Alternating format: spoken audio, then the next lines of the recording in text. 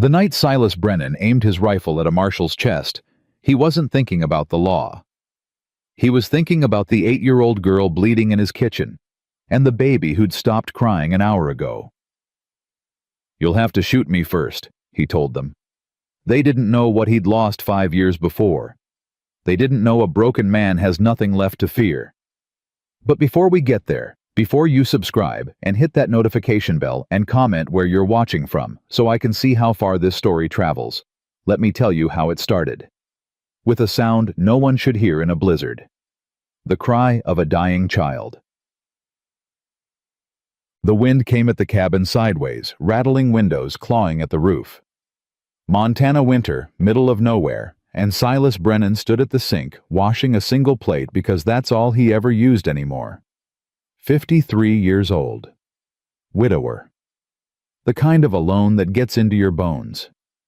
He set the plate in the rack, picked up the cup. Through the window, nothing but white snow thick enough to bury a man standing up. Then he heard it. Faint, desperate, cutting through the storm like a knife. A child screaming. The cup hit the floor. Silas didn't remember grabbing his coat. Didn't remember opening the door, just found himself outside with the cold punching the air from his lungs. Wind tore at him. Snow blinded him. But that sound, Christ, that sound pulled him forward. "Help, somebody, help!" He fought through drifts up to his waist, following the voice. His fence line materialized out of the white. And there collapsed against the posts a small shape. A girl, maybe 8 years old, face covered in blood and ice. She was dragging something, pulling it with hands gone blue, and when she saw him, she didn't cry out in relief. She shoved the bundle toward him. "Please," she gasped. "Can you take him instead of me?" Silas stared. The bundle moved. A baby. He grabbed them both, the girl fighting him with what little strength she had left. "No. Take the baby. Leave me.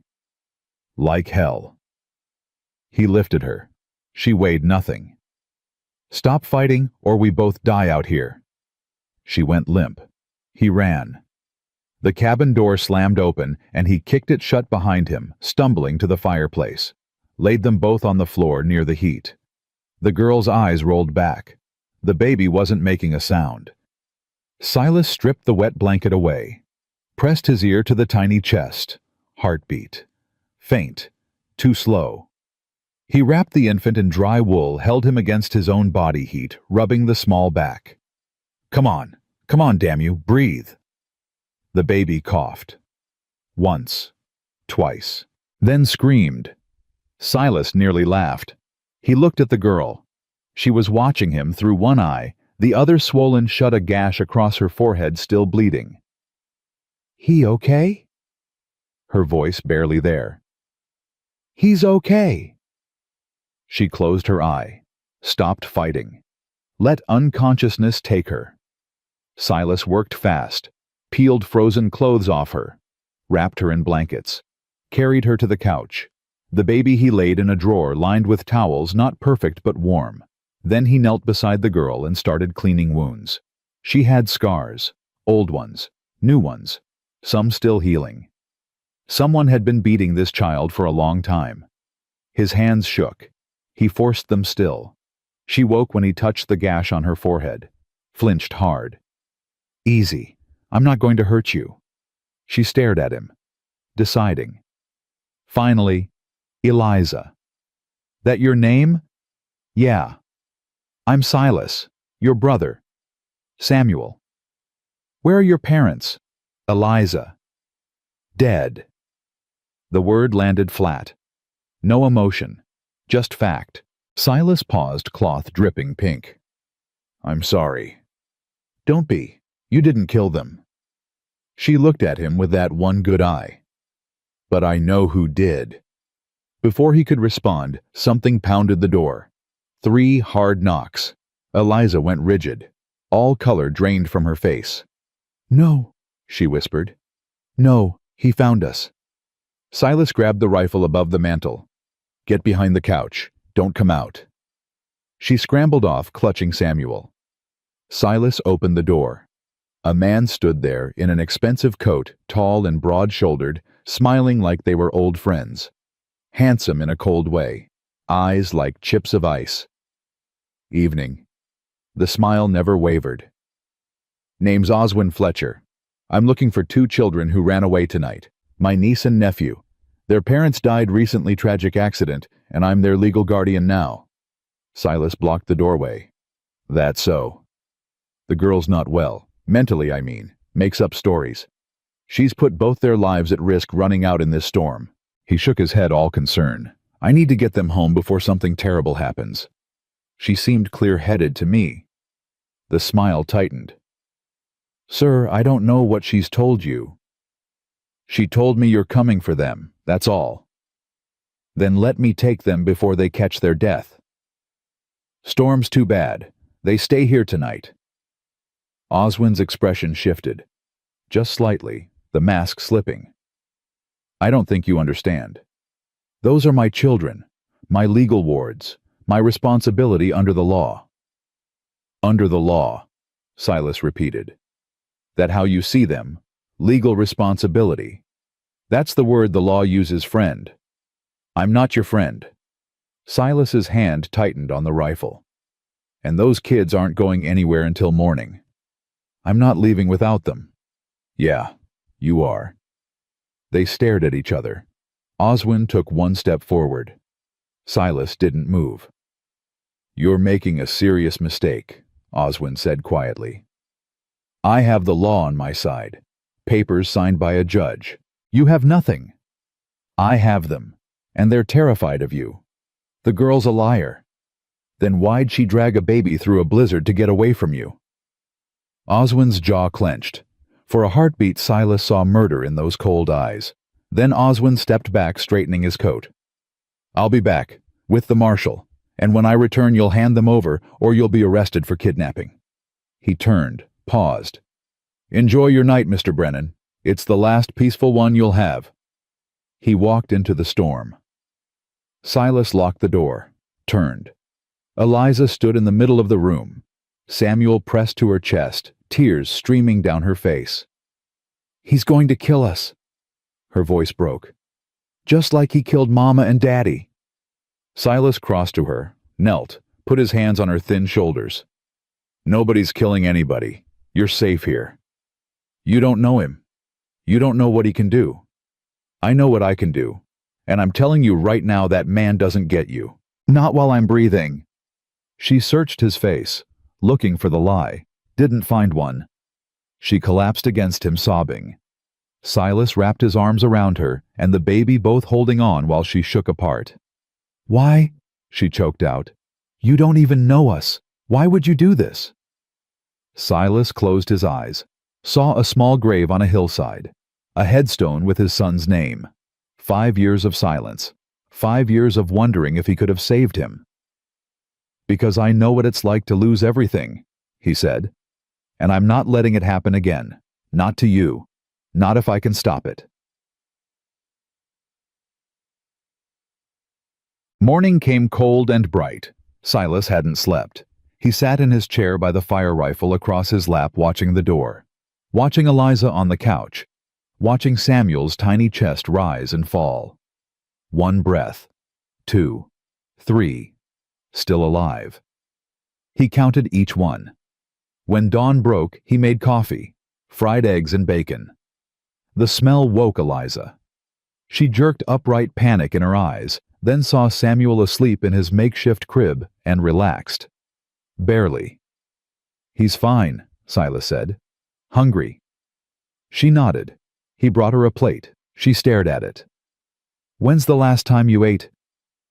Don't remember. Eat. She tore into the food. No manners. Just survival. Silas watched her throat tight. This child had been starving. Slowly. Deliberately. Eliza. He kept his voice gentle. I need you to tell me what happened. All of it. The truth. She stopped chewing. Swallowed hard. You won't believe me. Try me. She set the fork down. When she spoke, her voice was flat, reciting facts like a court witness. Daddy worked the logging camps, Best man they had. Uncle Oswin owned the operation, owned half the county really. One day Daddy found something wrong in the books. Money missing. Big money. He confronted Uncle Oswin about it. She paused, took a breath. 2 days later, logs fell on him during a routine cut. Killed him instantly. Silas felt something cold settle in his gut. And your mother? Mama saw it happen. She started screaming it wasn't an accident. That the rigging was wrong. That someone cut the cables. Eliza's voice cracked. A week later, she fell down the stairs. Broke her neck. Jesus Christ. I saw her. At the bottom of the stairs. And I saw Uncle Oswin at the top. She touched the scar on her forehead. He told me accidents happen to people who talk too much. He's been reminding me ever since. Silas's hands clenched. And Samuel. Orphan trains pay good money for healthy babies. $500 I heard Uncle Oswin tell a man from Portland. $500 for my baby brother. Her eye, that one fierce, damaged eye, fixed on him. Last night he said he was taking Samuel in the morning. I waited until he was drunk, took Samuel and ran. I wasn't going to let him sell my brother like livestock. Before Silas could respond, horses approached. Multiple riders. Eliza went white as snow. Silas stood checking the rifle. Behind the couch. Now. She grabbed Samuel and disappeared. The knock came. Official. Hard. Silas opened the door. 3 men. Oswin Fletcher, looking fresh despite last night. A man wearing a marshal's badge, weathered and hard-faced. And a thin man in a suit carrying a leather folder. Mr. Brennan? The marshal's voice was flat, professional. I'm Marshal Boyd Garrett. This is Mr. Fletcher and Judge Morrison's clerk with legal guardianship papers. We're here for the Morrison children. They're not going with him. That's not your decision.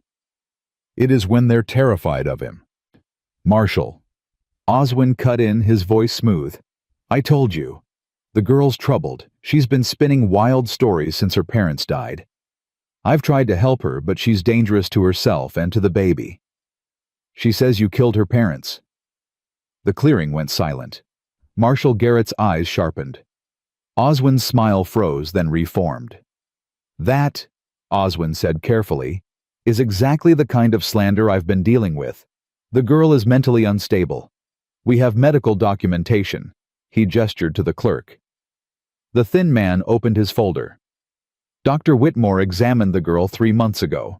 His assessment notes: severe delusions, paranoid ideation, and violent outbursts. He recommended institutionalization. That's a lie!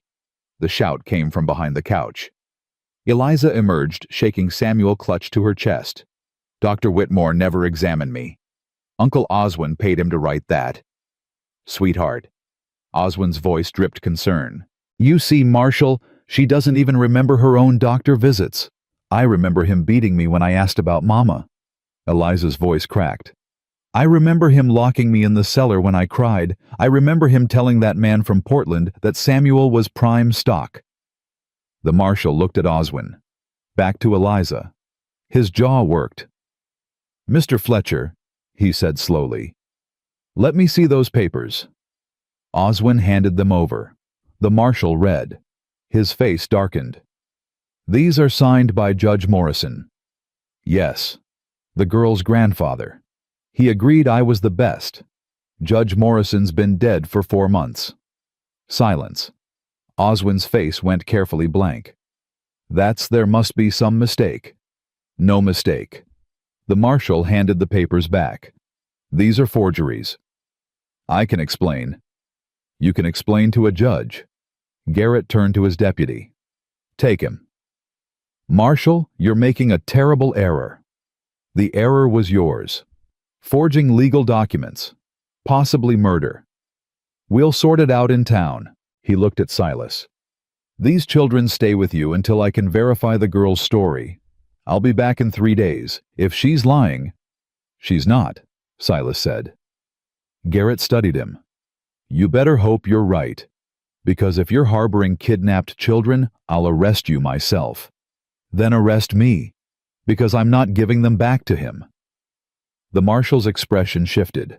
Something like respect. 3 days, Mr. Brennan. They left. Oswin went without a fight, but as he passed Silas, he leaned close. You just signed your death warrant, he whispered. Silas met his eyes. Get off my property. When they were gone, Silas bolted the door, turned. Eliza stood frozen. Samuel in her arms, staring at him. You really meant it, she whispered. You're really keeping us. I said I would. But why? Her voice broke. We're not yours. We're nothing to you. Silas crossed the room, knelt in front of her.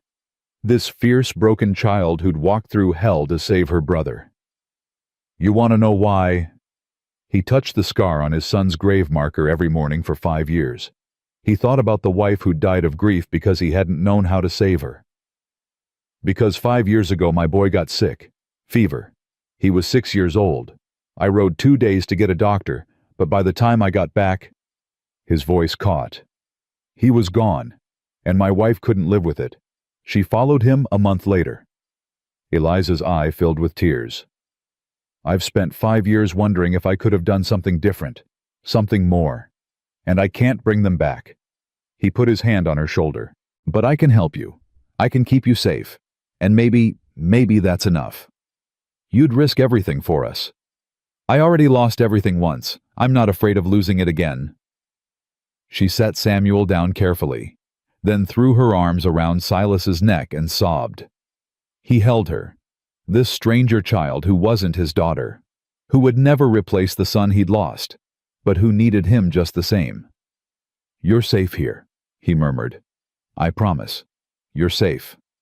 Outside, snow began to fall again, and somewhere in town, Oswin Fletcher was making plans. But for now, for this one moment, there was warmth. There was food. There were 2 children who weren't alone anymore. And there was a broken man, learning that maybe, just maybe, broken things could still protect what mattered. That night, after Eliza finally slept, Silas stood at the window staring into darkness. 3 days. That's all he had before the marshal came back. 3 days to prove Eliza wasn't lying. 3 days to find evidence against a man who owned half the county.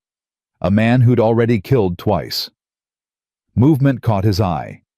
At the edge of the tree line, barely visible in the falling snow. Someone watching.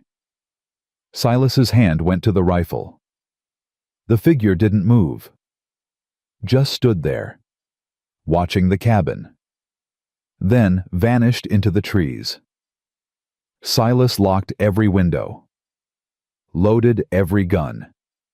Sat in his chair with the rifle across his lap.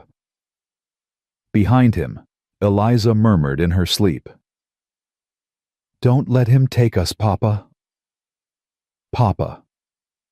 The word hit him like a fist to the chest. He turned. Looked at this child who'd already lost everything.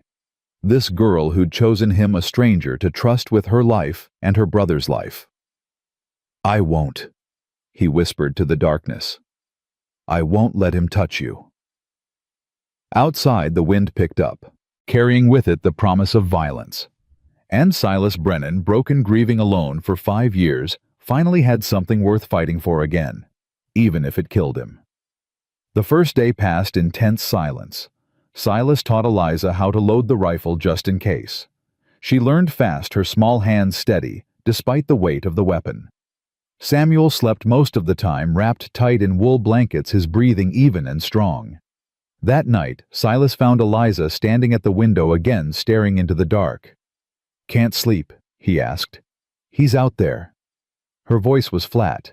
I can feel him watching. Silas stood beside her, scanning the tree line. Nothing moved, but that didn't mean she was wrong. If he comes back, I'll handle it. You don't understand. She turned to him, her good eye wide. Uncle Oswin doesn't do his own dirty work. He hires men, bad men, the kind who don't ask questions. How many men does he have? I don't know, 5, 6. They work the logging camps, but everyone knows they're really there to keep people quiet. She hugged herself. There was a man last year, Mr. Patterson. He said Uncle Oswin was cheating workers out of their pay. 2 days later, Mr. Patterson's house burned down, with him inside. Silas felt his jaw tighten. The marshal didn't investigate. The marshal gets paid by Uncle Oswin. Everyone does. She looked up at him. That's why I didn't go to the law. There is no law, not for people like me. There's law now. Marshal Garrett seems different. Maybe. Or maybe Uncle Oswin just hasn't paid him enough yet. Silas didn't argue. He'd seen corruption before, seen powerful men buy their way out of anything, but he'd also seen good men stand up when it mattered. The question was, which kind was Marshal Garrett morning came with unexpected visitors? Silas heard the wagon before he saw it, wheels crunching through frozen ground. He grabbed the rifle, but Eliza touched his arm. Wait, that's Mrs. Hollis. A woman climbed down from the wagon, tall and sturdy, wearing a practical dress and boots. She had gray hair pulled back tight and eyes that missed nothing. Behind her, a man followed, Mexican muscular with calloused hands and a weathered face. Silas opened the door. Mr. Brennan, the woman said. I'm Beatrice Hollis. I own the land west of here. This is Miguel Santos. He runs the logging crew that used to work for Oswin Fletcher. She paused. We heard about the children. Silas kept the rifle visible but not aimed. What about them? We came to help. Why? Miguel spoke up, his English accented but clear. Because Oswin Fletcher is a bastard and a murderer, and someone finally had the guts to stand up to him. He met Silas's eyes. That someone shouldn't have to stand alone. Beatrice nodded. May we come in? Silas stepped aside. They entered, and Beatrice's expression softened when she saw Eliza on the couch holding Samuel. Oh, honey. She crossed to the girl. I heard what happened. I'm so sorry about your mama and daddy. Eliza's face crumpled. You believe me? Of course I believe you. Your daddy was a good man, best logger I ever saw, and your mama? Beatrice's voice caught. She was my friend. She came to me 3 days before she died. Told me she was scared. Told me Oswin had killed her husband and was going to kill her next. She swallowed hard. I told her to go to the marshal. I told her the law would protect her. I was wrong. You couldn't have known, Eliza whispered. I should have. I should have helped her. But I was scared. Beatrice straightened. I'm not scared anymore. Miguel pulled a folded paper from his coat. I brought this. It's the logging camp ledger from 2 years ago, the real one before Oswin destroyed it. Shows him embezzling $70,000 from investors. Your father found it, Eliza. He gave me a copy for safekeeping the day before he died. Silas took the ledger, flipping through pages of neat handwriting and damning numbers. This is evidence. It's more than that, Miguel said. It's motive. If this gets to a judge, Oswin loses everything: his business, his reputation, probably his freedom. That's why he killed Eliza's father, and her mother when she started asking questions. The marshal needs to see this. The marshal won't do anything, Beatrice said bitterly. Oswin has him bought and paid for, or so everyone thinks. But maybe if enough of us stand together, show Garrett we're not afraid.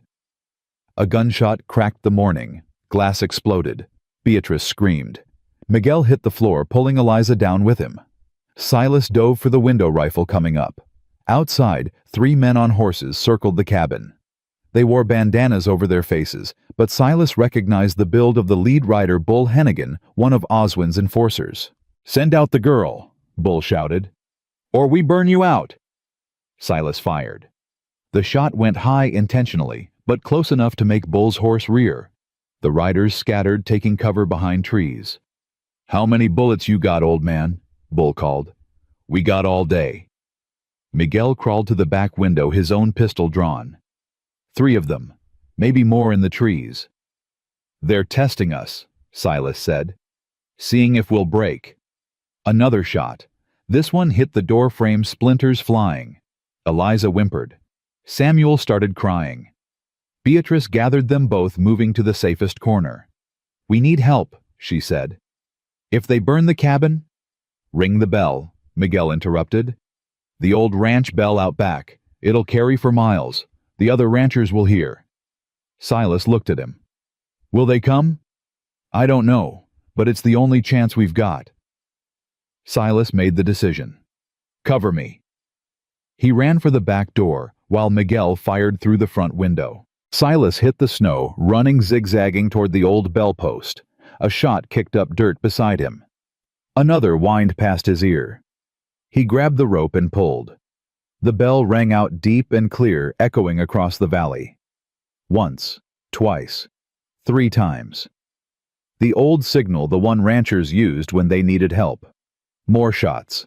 One hit the bell, making it clang. Silas dove behind a water trough and fired back. Saw one of the riders jerk, hit in the arm. The man howled and rode off. Bull cursed.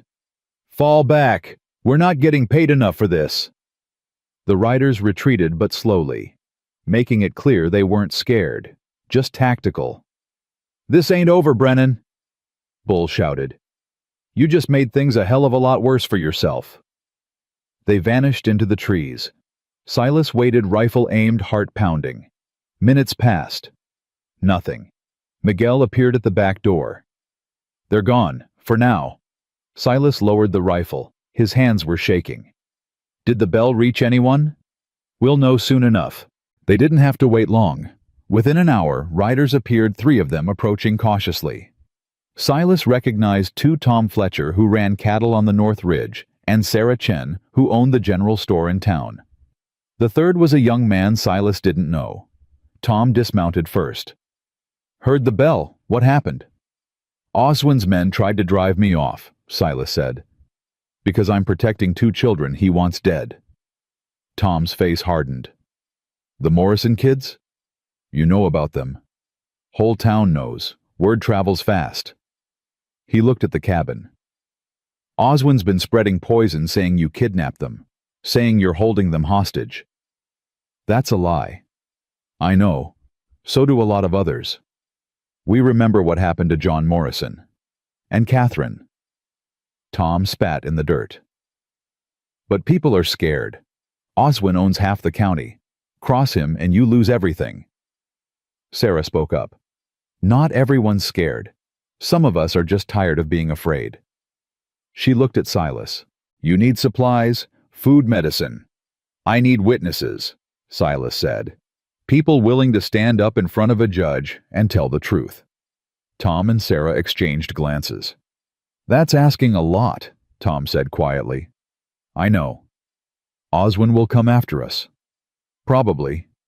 Tom rubbed his jaw, thinking. Finally. I'll do it. I'll testify. John Morrison saved my life 10 years ago when I got trapped in a rock slide. I owe him.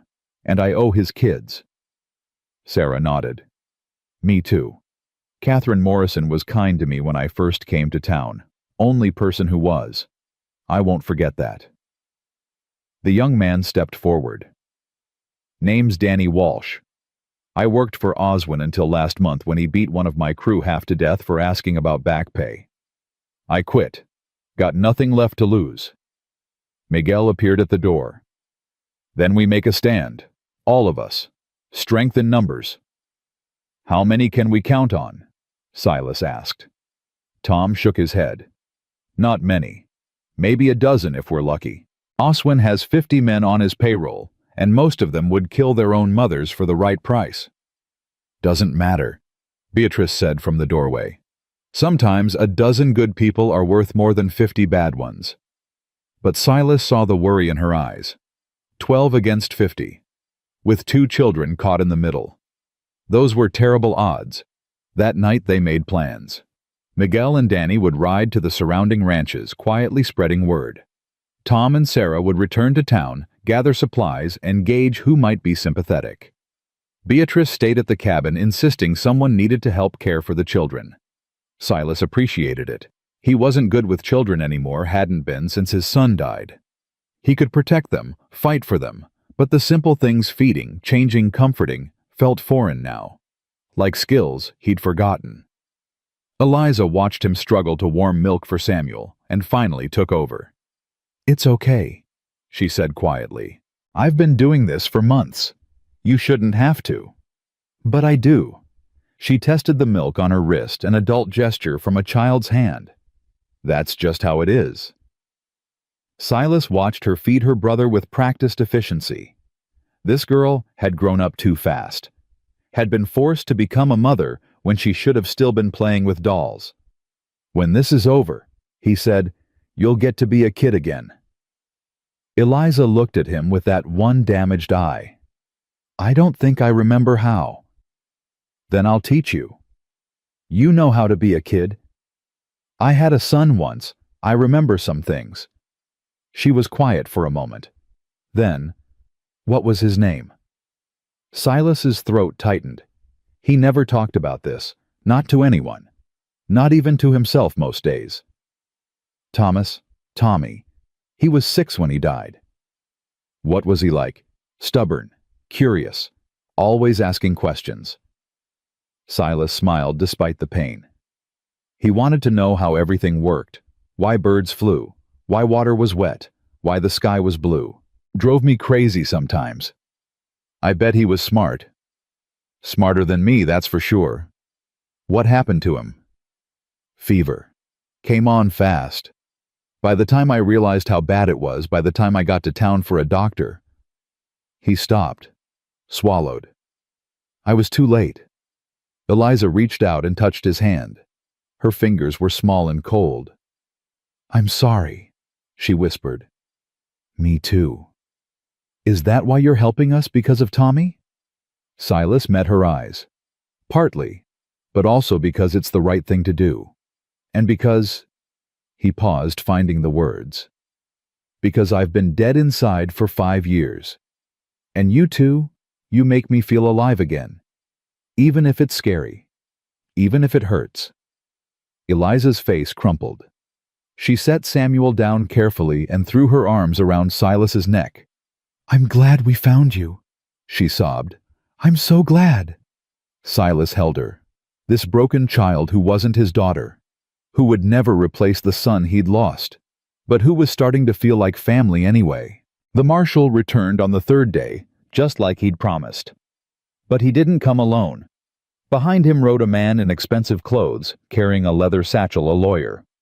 And behind the lawyer, Oswin Fletcher, looking smug. Silas met them at the fence line, rifle in hand. Marshal Garrett dismounted. "Mr. Brennan, this is Theodore Chase, attorney for Mr. Fletcher. He's filed a complaint." "What complaint?" The lawyer stepped forward, pulling papers from his satchel. "My client is the legal guardian of Eliza and Samuel Morrison, appointed by their grandfather before his death. You are currently holding them against their will, which constitutes kidnapping under territorial law." "That's horseshit," Silas said. "Your client forged those papers." "The papers are legitimate," Chase said smoothly. "Judge Morrison did sign them 3 months before he died. The marshal verified it this morning with the county clerk." Silas looked at Garrett. The marshal's face was carefully neutral. "It's true," Garrett said. "The paperwork's legal, dated and filed properly. Then Judge Morrison signed them before he knew Oswin killed his son." "You have proof of that?" Chase asked. "Witnesses' evidence. I have a ledger showing embezzlement. I have people willing to testify. A ledger that could be forged. Witnesses with grudges against my client." Chase smiled. "Mr. Brennan, I admire your intentions, but you're fighting a losing battle. The law is clear.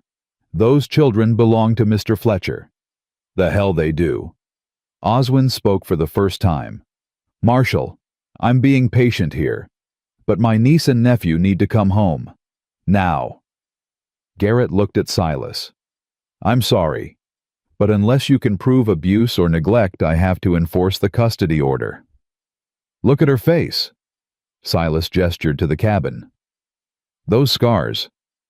"The girl is clumsy," Oswin said. "Prone to accidents. Dr. Whitmore's notes document. Dr. Whitmore's a liar getting paid to cover your crimes. Mr. Brennan, Garrett said quietly. You're not helping yourself. If you resist, I'll have to arrest you. Silas's hand tightened on the rifle. Behind him, the cabin door opened. Miguel stepped out armed, then Beatrice, then Tom Fletcher, and Danny Walsh. They formed a line behind Silas, weapons ready. You'll have to arrest all of us, Miguel said. Marshal Garrett's expression darkened. Don't do this. Don't make me. Make you what? Tom cut in. Do your job.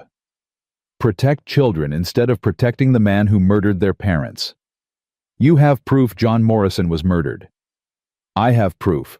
Oswin Fletcher is a thief and a liar, Miguel said, holding up the ledger. And I have testimony from 20 men who worked the camps and saw him order beatings, arsons, and worse. Chase laughed. Hearsay and accusations from disgruntled employees. That won't hold up in any court. Then let's find out, a new voice said. Everyone turned. A man rode into the clearing, tall, dark-skinned, wearing traditional Blackfoot clothing mixed with Western gear. He moved with quiet authority, and his horse responded to the slightest touch. Oswin's face went pale. What's he doing here? The man dismounted. My name is Running Bear. I speak for the Blackfoot Nation. He looked at Marshal Garrett. And I'm here to inform you that Eliza and Samuel Morrison have tribal blood through their mother, which means they fall under treaty jurisdiction, not territorial law. Silence. Chase recovered first. That's you can't possibly. Catherine Morrison was half Blackfoot, Running Bear said. Her mother was White Elk Woman, daughter of Chief Blackhorse. Under the Fort Laramie Treaty, any child with tribal blood can claim protection under tribal law. He pulled a document from his coat. This is a petition filed with the Bureau of Indian Affairs requesting custody review. Garrett took the document, reading carefully. His expression shifted. This is legitimate, he said. No. Oswin stepped forward. You can't let them take my children. They're not your children, Running Bear said coldly. They're the blood of White Elk Woman. They belong with the people. This is outrageous, Marshal. You can't allow. Actually, Garrett said slowly, I have to. Treaty law supersedes territorial law. If the tribe is claiming jurisdiction. He looked at Running Bear. What happens now? A hearing, before the tribal council. They will decide who has the right to raise these children. Running Bear's eyes found Silas. You are Silas Brennan. I am. The children speak of you with trust. You will be invited to present your case before the council. And if I lose, then they go to the tribe, where they will be safe, honored, and raised in their mother's tradition. His gaze shifted to Oswin. But they will never go to him. Oswin's face twisted with rage. This is a setup. You can't. We can, Running Bear said. And we will. The hearing is in 7 days. Be there, Mr. Brennan. Bring the children. He mounted his horse. Oh, and Mr. Fletcher, if any harm comes to these children before the hearing, treaty law also covers retribution. We have long memories and longer reach. He rode away. Oswin turned on the marshal. You're just going to let him? My hands are tied, Garrett said. Treaty law is federal. I can't override it. He looked at Silas. 7 days. Keep them safe until then. I will. Garrett mounted up, gesturing for Chase and Oswin to follow. As they rode away, Oswin looked back once. His expression promised murder.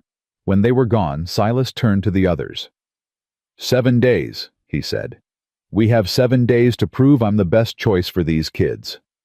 How do you prove that? Beatrice asked. I don't know, but I'm going to figure it out. That night, Eliza couldn't sleep. She kept getting up, checking windows, jumping at every sound. Finally, Silas sat down beside her. Talk to me. What if the tribe doesn't choose you? Her voice was small. What if they take us away? Then you'll be with people who loved your mother, people who will keep you safe. But I don't know them. I know you. Silas put his arm around her. 7 days from now I'm going to stand in front of that council and tell them the truth. That I'm a broken old man who lost everything and doesn't deserve a second chance. But that I'll love you and Samuel with everything I have left. And if that's not enough..." His voice caught. "Then at least I tried." Eliza buried her face in his shoulder. "I want to stay with you." "I want that too, kiddo, more than anything." "Then make them see. Make them understand you're our papa now." Papa. There was that word again. And this time, instead of breaking him, it made him stronger. 7 days felt like 7 minutes and 7 years all at once. Silas spent every waking hour trying to prepare. But how do you prepare to prove you deserve something you know you don't? He wasn't Eliza and Samuel's father. Wasn't their blood. Wasn't even a good man, just a broken one who'd failed his own family, and was desperately trying not to fail again. On the second day, Miguel brought news from town. Oswin had put a bounty out $500 for anyone who could bring him the children before the hearing. $500 was more money than most men in the territory saw in 2 years.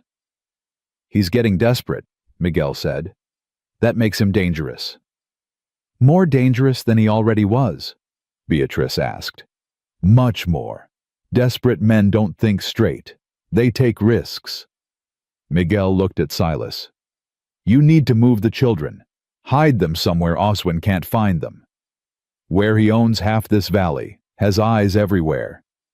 "The reservation," Beatrice suggested. "Running Bear would protect them." Silas shook his head. "If I hide them, it looks like I don't trust the process, like I'm afraid of what the council will decide." "Aren't you?" "Terrified, but I have to show up, have to face this head on." He loaded his rifle, checking the chamber. "Besides, I won't give Oswin the satisfaction of seeing me run." That night they came.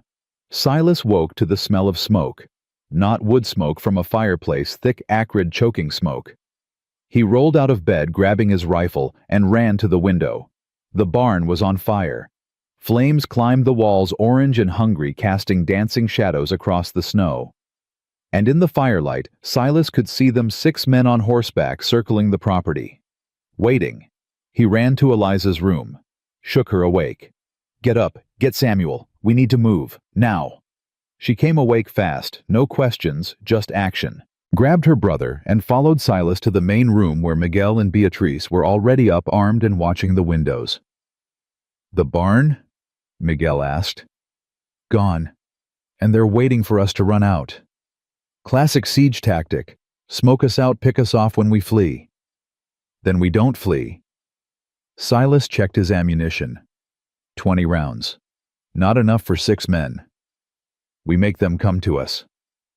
"Silas," Beatrice said quietly, "there are children here. If the cabin catches..." "It won't. The barn's separate. Stone foundation. Nothing to spread to." He hoped he was right. Prayed he was right. A voice called from outside. Bull Hennigan again. "Last chance, Brennan, send out the girl and the baby, and we'll let you live." Silas moved to the window. "Go to hell. Your choice." Bull laughed. "Boys, light 'em up." Torches arced through the air, trailing fire. 2 hit the cabin roof. 1 shattered a window, landing inside near the kitchen. Miguel stomped it out, while Beatrice grabbed blankets, beating at flames. Eliza screamed. Samuel was crying. The smoke thickened. Silas fired through the window. Saw one of the riders jerk and fall. 5 left.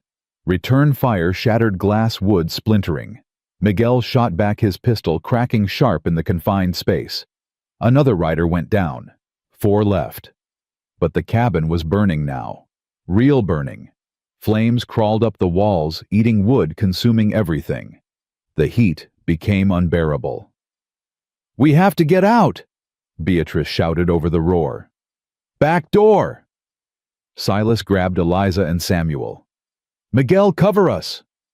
They ran for the back of the cabin. Silas kicked the door open, and immediately bullets tore through the frame. He pulled back, shielding the children. They were pinned. Then through the smoke and chaos, Silas heard a sound that made his heart leap. Bells, dozens of them, and hoofbeats. Lots of hoofbeats. The ranchers were coming. Bull heard it too. He cursed, shouting orders. Fall back! Fall back! But it was too late. Riders poured into the clearing. Tom Fletcher, Danny Walsh, Sarah Chen, and at least 20 others. They surrounded Bull and his men, guns drawn. "Drop your weapons!" Tom shouted. Bull's remaining men looked at each other, looked at the guns aimed at them, dropped their rifles. Bull didn't. He wheeled his horse trying to run, but Danny rode him down, tackling him into the snow. The fight was over. Silas stumbled out of the burning cabin, Eliza and Samuel in his arms, Miguel and Beatrice right behind. Tom ran to help, taking Samuel, while Sarah grabbed blankets to wrap around them. "You okay?" Tom asked. Silas couldn't speak, just nodded, coughed, tried to breathe through the smoke in his lungs. The cabin burned. Everything he owned, furniture, clothes, his son's few remaining possessions, his wife's wedding ring gone, consumed by fire. But the children were alive. Eliza was alive. Samuel was alive. That's what mattered. Marshal Garrett arrived an hour later with deputies drawn by the smoke and commotion. He took one look at the scene, the burned cabin, the captured men, the crowd of armed ranchers, and his face went hard. "Someone better start talking." Tom stepped forward. "These men tried to murder Silas Brennan and the Morrison children. We stopped them." Garrett looked at Bull, who sat in the snow with his hands bound. "That true?" Bull spat blood. "We were just following orders." "Whose orders?" "You know whose." "Say it." Bull hesitated. Then, seeing he had nothing left to lose, "Oswin Fletcher. He paid us $500 each to burn them out and bring him the kids. Dead or alive, he said. Didn't matter which." The crowd went silent. Garrett's jaw worked. "You're saying Oswin Fletcher ordered the murder of 2 children? And anyone protecting them? That was the deal? You got proof of this payment?" Bull laughed bitterly. "You think Oswin pays in bank drafts? It's cash, always cash. But you can ask the others, they'll tell you." Garrett looked at the other captured men. One by one they nodded. Confirmed Bull's story. The marshal turned to his deputies. "Arrest them, all of them. Attempted murder, arson, conspiracy." He paused. "And send word to Judge Harrison. Tell him we need him here immediately. We're filing charges against Oswin Fletcher." A cheer went up from the crowd. But Silas didn't join in. He was too tired, too overwhelmed. He sat in the snow, Eliza pressed against his side, Samuel in his lap, and watched his home burn to ash. Beatrice sat down beside him. "You can stay at my place. I've got room." "Thank you." "Silas." She put her hand on his shoulder. "You did it. You beat him." "Did I?" "He's still free. Still has money and power. And in 5 days I have to stand in front of a council and convince them I'm worthy of these kids." He looked at the ruins of his cabin. "What do I even have to offer them now? No home, no money, nothing." "You have yourself," Miguel said, joining them. "And sometimes that's enough." But Silas wasn't sure. Wasn't sure of anything anymore, except that he was so damn tired of fighting. The hearing was set for noon on the 7th day, held at the Tribal Council Lodge on the reservation. Silas arrived early with Eliza and Samuel, his hands shaking despite his best efforts to stay calm. He wore his only good shirt borrowed from Tom and had tried to make himself presentable, but he still felt like a beggar, asking for something he had no right to claim. Running Bear met them at the entrance. "The council is ready. You will stand before them and answer 3 questions. Answer truthfully from your heart, and you may be granted custody." 3 questions. It is our way, 3 truths to measure a man's spirit. Running Bear's expression softened slightly. "I cannot tell you what to say, but I can tell you this: the council values honesty over eloquence. They will see through lies, no matter how prettily spoken." Silas nodded. Looked down at Eliza, who clutched his hand tight. "I'm scared," she whispered. "Me too." "What if they say no?" Then I'll know I tried everything I could. And so will you. He knelt down, meeting her eyes. But no matter what happens, I need you to know something. These last 7 days, having you and Samuel with me, have been the best days I've had in 5 years. You gave me a reason to live again. And I'll always be grateful for that. Tears spilled down her cheeks. I love you, Papa. His throat closed. I love you too, kiddo. They entered the lodge. It was warm inside, heated by a central fire. 7 elders sat in a semicircle, their faces weathered and wise. Behind them stood members of the tribe watching silently. And off to one side, looking furious and trapped, stood Oswin Fletcher with his lawyer. Running Bear addressed the council in Blackfoot, his words flowing like music. Then he switched to English.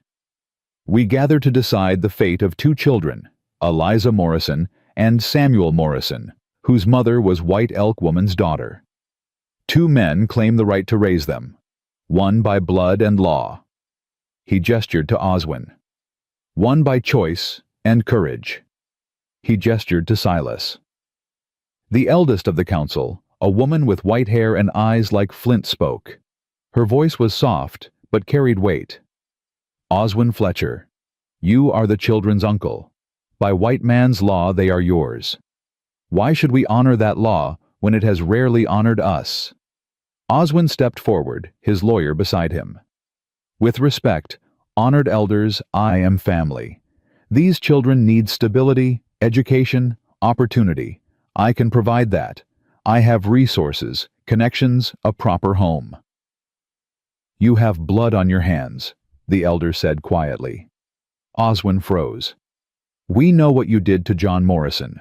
We know what you did to his wife. Your money may buy silence in the white man's world, but here... She shook her head. Here truth speaks louder than gold. That's slander. It's justice. She looked at Silas. Silas Brennan, step forward. Silas approached the fire, feeling every eye on him. His heart hammered. The elder studied him for a long moment. Then, the first question, why do you seek to raise children who are not yours by blood? Silas took a breath. Let it out slow. Because 5 years ago I lost my son. Thomas. He was 6 years old. Got sick with fever, and I couldn't save him. My wife died a month later from grief, and I've been half dead myself ever since. His voice cracked. When Eliza came to my door with Samuel, she didn't just need help. She needed someone to see them, to choose them. And something in me, something I thought was dead, woke up. These kids don't replace what I lost. They can't. But they help me keep living. They give me a reason to wake up in the morning. And maybe that's selfish. Maybe I need them more than they need me. But I'm asking anyway. I'm asking for the chance to be their father.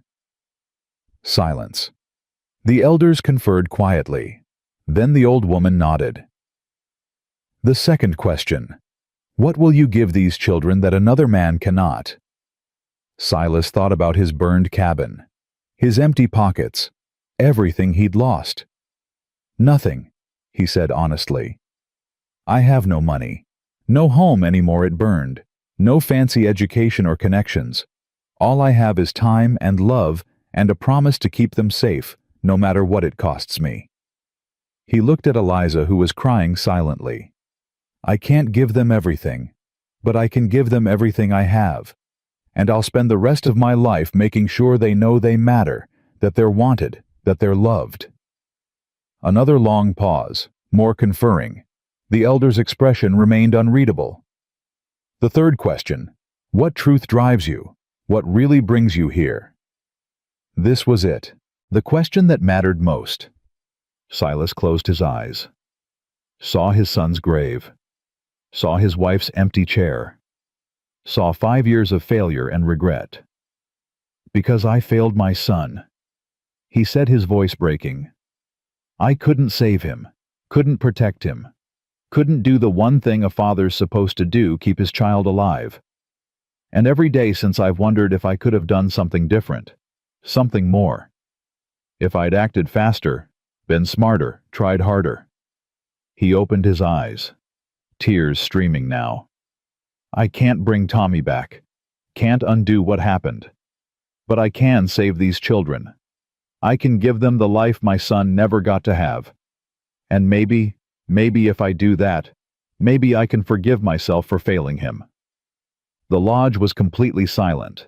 Then the old woman stood. The other elders stood with her. Silas Brennan, she said, you speak of failure, but we see only truth. You admit your brokenness. You do not hide behind pride or pretense. And you understand something many men never learn, that strength comes not from being whole, but from continuing, despite being broken. She looked at Oswin. You offer wealth and status, but these are hollow gifts from a hollow man. This is outrageous. Oswin's lawyer stepped forward. You can't simply— We can, the elder said, and we do. By the authority granted under treaty law, we award custody of Eliza Morrison and Samuel Morrison to Silas Brennan. She smiled small, but genuine. We name you Broken Shield, the man who admits his cracks, yet protects others. May you raise these children with the same courage you showed in saving them. Eliza screamed a sound of pure joy and ran to Silas, throwing her arms around him. He caught her, lifting her off the ground, and she was laughing and crying at the same time. We're yours, she sobbed. We're really yours. Silas couldn't speak, could barely breathe. He just held her, this fierce, broken girl who'd walked through hell and chosen him. Chosen him. Samuel, held by Beatrice, reached his tiny arms out, and Silas took him too, holding both children against his chest, while the tribe cheered, and Oswin raged impotently in the background. Running Bear approached, placing his hand on Silas's shoulder. You are family now, to them and to us. Welcome, Broken Shield. Thank you, Silas managed. Thank you. But Oswin wasn't finished. He pushed past his lawyer, his face twisted with rage. This isn't over. I'll appeal, I'll go to federal court, You'll do nothing. Marshal Garrett entered the lodge, 2 deputies behind him. Oswin Fletcher, you're under arrest for conspiracy to commit murder, attempted murder of minors, arson, and fraud. You can't prove any of that. Actually, I can. Bull Hennigan's testimony. The ledger Miguel Santos provided, and 20 witnesses who watched your men try to burn down Silas Brennan's cabin with children inside. Garrett's expression was stone. You're done, Fletcher. Oswin lunged, not at Garrett, but at Silas. His hand went to his belt, pulling a knife that gleamed in the firelight. If I can't have them, you won't either. Time slowed. Silas saw the blade coming, saw Oswin's face contorted with hate, and knew he couldn't block it, not while holding the children. Then Running Bear moved. Fast, fluid. His hand caught Oswin's wrist, twisting hard. The knife clattered to the floor. In one smooth motion, Running Bear swept Oswin's legs and drove him face first into the ground. Enough. Running Bear's voice was quiet, deadly. You have dishonored yourself, your family, and these children. Be grateful we don't invoke old justice.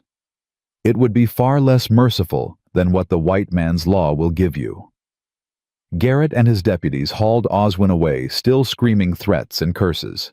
But his voice faded as they dragged him outside, and soon there was only the crackling of the fire and the sound of Eliza crying against Silas's shoulder. It's over, Silas whispered. It's really over. Not over, Running Bear corrected. Just beginning. Now comes the hard part, learning to be a family. Silas looked down at Eliza and Samuel, at these 2 children who were his now.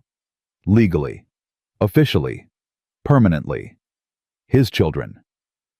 The weight of it hit him, the responsibility. The fear, the overwhelming love that came with it. He'd gotten what he'd asked for. Now he had to figure out how to be worthy of it. That night, staying in Running Bear's home on the reservation, Silas lay awake listening to Eliza and Samuel breathe in the next room. Steady. Safe. alive. He thought about his son, about Tommy's grave on the hillside, about the 5 years he'd spent wishing he could go back and do things differently. He couldn't go back, couldn't change the past, but he could move forward, could build something new from the broken pieces of his old life, could be a father again. Not to replace Tommy, never that. But to honor him, to live the way Tommy would have wanted him to live, with purpose, with love, with hope. Eliza appeared in the doorway, silhouetted against the firelight from the main room. "Can't sleep?" Silas asked. "Too happy to sleep." She crossed to him, sitting on the edge of his bed. "Papa." "Yeah. Thank you, for not giving up, for fighting for us." "Thank you for giving me something to fight for." She lay down beside him, small and warm, and within minutes she was asleep, trusting him completely. Silas put his arm around her, holding her close, and finally, for the first time in 5 years, he felt peace. Tomorrow, they'd figure out where to live, how to rebuild, what came next. But tonight, they were together. They were safe. They were family. And that was enough. Morning came too soon and brought reality with it. Silas woke to Samuel crying, and Eliza already up trying to quiet him. She looked exhausted, shadows under her eyes, and Silas realized she probably hadn't slept much at all, despite what she'd said about being too happy. "Here." He took Samuel, who immediately stopped crying, and grabbed at Silas's beard. "You look tired." "I kept thinking he'd disappear if I fell asleep, that I'd wake up and we'd be back with Uncle Oswin." She rubbed her face. "Stupid, I know." "Not stupid. Natural." Silas bounced Samuel gently. "Takes time to believe you're really safe. Your body doesn't catch up to your mind right away." "How long did it take you?" "After Tommy died." The question caught him off guard. Eliza had a way of doing that, asking things most people wouldn't dare. "Still working on it," he admitted. "Some days I wake up and forget he's gone. Reach for him before I remember." He met her eyes. "Grief's like that. It doesn't follow rules or timelines. You just learn to live around it." "Will I always miss Mama and Daddy this much?" "Yeah, but it gets easier to carry, like a weight you get stronger holding." She nodded, processing that. Then, "What do we do now?" "Now." Silas looked around Running Bear's home, warm and welcoming, but not theirs. "Now we figure out where we're going to live." The answer came faster than expected. That afternoon, Tom Fletcher arrived with news and an offer. "The town council met this morning," he said. "We took up a collection, got enough to rebuild your cabin and then some." He handed Silas a leather pouch heavy with coins. "Should be close to $800. Silas stared at the pouch. "I can't accept this." "Sure you can. You stood up when the rest of us were too scared. Least we can do is help you get back on your feet." "Tom, besides half of it's from the tribe, Running Bear said something about it being tradition to help family build homes." Tom smiled. "You got yourself adopted twice in 1 week, Silas. That's got to be some kind of record." Silas's throat tightened. "Tell everyone thank you." "Tell them yourself. We're starting construction tomorrow. Whole town's coming out to help." Tom clapped him on the shoulder. "Welcome home, Silas." The rebuilding started at dawn. Silas counted 40 people who showed up, ranchers, townspeople, tribal members, even some of the logging crew who'd quit Oswin's operation. They came with lumber tools, strong backs, and determination. Miguel directed the construction with the efficiency of a man who'd built 100 structures. Danny Walsh and his crew handled the heavy lifting. Beatrice organized food and supplies. Sarah Chen kept track of materials and costs. And Eliza helped wherever she could, fetching tools, holding boards, learning. She worked with fierce concentration, like building this cabin was the most important thing she'd ever done. Maybe it was. By sunset, they had the frame up. By the next night, walls. By the third day, a roof. Silas watched it take shape, something tight and painful loosening in his chest. His old cabin had held memories of loss. This new one, built by the hands of people who'd stood with him, felt like something different. Felt like hope. On the fourth day, Eliza found him sitting on what would become the porch, staring at the structure. "It's bigger than the old one," she observed. "Has to be. There's 3 of us now." She sat beside him, quiet for a moment. Then, "Can I ask you something?" "Always." "Are you scared of being our papa?" Silas considered lying, considered giving her the answer she probably wanted to hear, but he'd promised himself he'd always be honest with her, even when it hurt. "Terrified," he admitted. "I failed Tommy. What if I fail you?" "You won't. You don't know that." "Yes, I do." She looked at him with that fierce, damaged eye. "You already saved us. Everything else is just details. Pretty important details. Raising kids, keeping you fed, clothed, educated, teaching you right from wrong, helping you grow up into good people." He rubbed his face. "I don't know if I remember how to do any of that." "Then we'll figure it out together." She took his hand. "You don't have to be perfect, Papa. You just have to try." "When'd you get so wise?" "When I had to grow up fast." She squeezed his hand. "But maybe now I can slow down a little. Be a kid sometimes, if that's okay." "That's more than okay. That's the plan." She smiled a real smile, the first one he'd seen that reached her eyes. "Good. Because I'd really like to learn how to ride a horse. And maybe have a dog. And—" She stopped herself. "Sorry. That's too much to ask." "No." Silas pulled her close. "Ask for everything. Ask for the moon. You've earned it." That night, after everyone had gone home and the cabin was just walls and roof, but starting to feel like shelter, Silas lay awake in Running Bear's guest room planning. He'd need furniture, beds for the kids, a proper crib for Samuel, clothes, supplies. 100 things he hadn't thought about in 5 years. The weight of it pressed down on him. Not crushing exactly, more like responsibility finding its shape. He heard movement, looked up to find Running Bear standing in the doorway. "Can't sleep?" the older man asked. "Too much thinking." "Mind if I join you?" Silas shrugged. Running Bear entered sitting cross-legged on the floor with the easy grace of someone comfortable in his own skin. "You're worried," Running Bear observed, "about being a father again. That obvious?" "I've seen that look before, on my own face when my daughter was born." He smiled slightly. 23 years ago, and I still remember the terror." "Does it get easier?" "No, just different." Running Bear studied him. "May I tell you something?" "Please." "In our tradition, there's a story about the broken pot. A woman had a beautiful pot that cracked down the middle. She was going to throw it away, but her grandmother stopped her. Said the crack let in light, made the pot more useful, not less. Flowers could grow through it. Water could nourish roots through the crack that a whole pot couldn't reach." He met Silas's eyes. "You think your grief makes you weak. But the council saw truth. Your brokenness makes you strong. Because you know pain. You know loss. You know what matters. What if it's not enough? It will be. Because you also know love." Running Bear stood. "Those children don't need a perfect father. They need you. Exactly as you are." He left Silas alone with his thoughts and a small seed of something that felt like confidence. The cabin was finished in 7 days.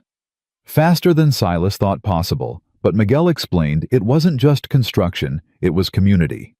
People working together made everything faster, stronger, better. On moving day, Silas stood at the threshold holding Samuel while Eliza clutched his free hand. Their new home waited empty but full of possibility. "Ready?" he asked. Eliza nodded. Ready. They stepped inside together. The main room was open and bright with a stone fireplace Miguel had built himself. 3 bedrooms, one for Silas, one for Eliza, one for Samuel when he was old enough. A real kitchen with a proper stove donated by Sarah Chen. Windows that let in light without letting in cold. Furniture was sparse. They'd have to build more, but there was a table chairs, 2 beds, and a cradle that Tom Fletcher had carved by hand. "It's perfect," Eliza whispered.